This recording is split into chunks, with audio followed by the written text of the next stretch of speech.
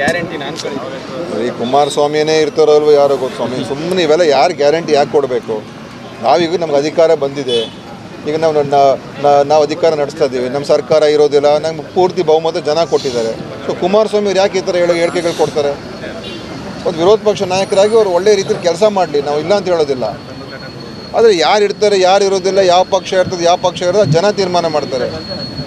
Guarantee ಈ ಕುಮಾರಸ್ವಾಮಿನೇ ಇರ್ತಾರಲ್ವ ಯಾರೋ ಗೊತ್ತು ಸ್ವಾಮಿ. ಸುಮ್ಮನೆ ಇವೆಲ್ಲ ಯಾರು ಗ್ಯಾರಂಟಿ ಯಾಕೆ ಕೊಡಬೇಕು?